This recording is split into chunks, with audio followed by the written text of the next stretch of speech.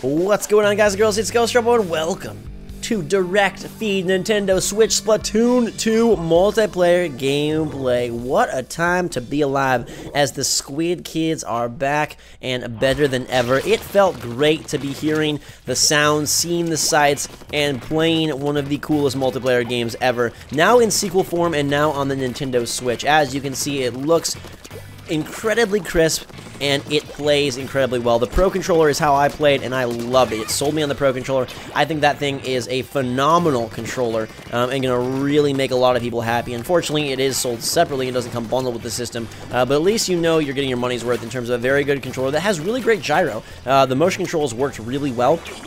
And here we are using some of the new weapons from Splatoon 2. These are the dualies, which are the dual-wielding pistols, and they have a special ability to roll, sort of dash out of the way with them, which is interesting. I don't know how much practical use it actually will have, but it was super fun to use, and I'm wondering if more weapons are going to come with different movement abilities of their own once we find out the full ensemble of equipment for Splatoon 2. I think everyone was kind of surprised that Splatoon 2 was not a port, but a full-on sequel, and we'll have to see how much of a sequel it really is. Are we going to get a new single player? Are we going to get, you know, new modes? What all are we going to get? We definitely got new jetpacks, which is a crazy cool way to paint the map, and also fire blot bombs at your opponents and then bring it back down to earth. So a very, very welcome and happy return to this game. I forgot how much I love this game. I haven't played it in quite a while, but for a while this was my jam, and I loved searching for SPLATGOD status, which is the 1,000-point mark that you're trying to get. I got it at the event. It's not this game, but at the event I did reach that SPLATGOD status once again, so I felt very proud of that. This round isn't so bad itself. You're going to get 2 rounds today.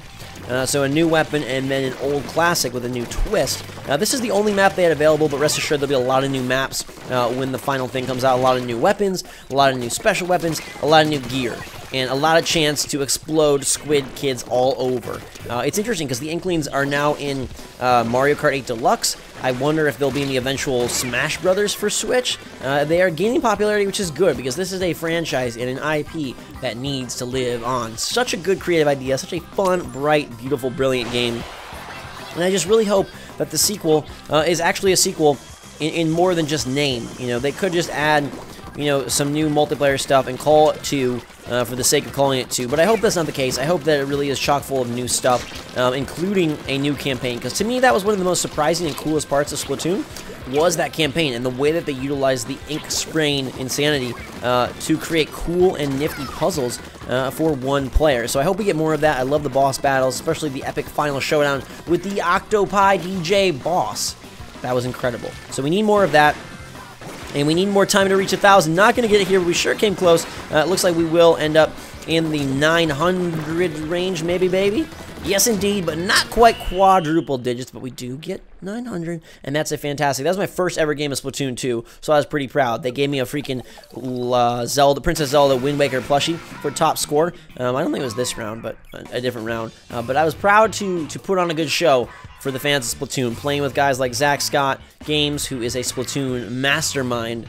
He was really loving it, and then a whole bunch of other YouTubers and press as well. We got another round, this time using a much more basic gun, but it does come with a new special weapon. So same map, new color, new special weapon. This one is kind of like a Giga rocket launcher. When you see it, you'll be like, what the heck just happened? Because that's how I felt at first.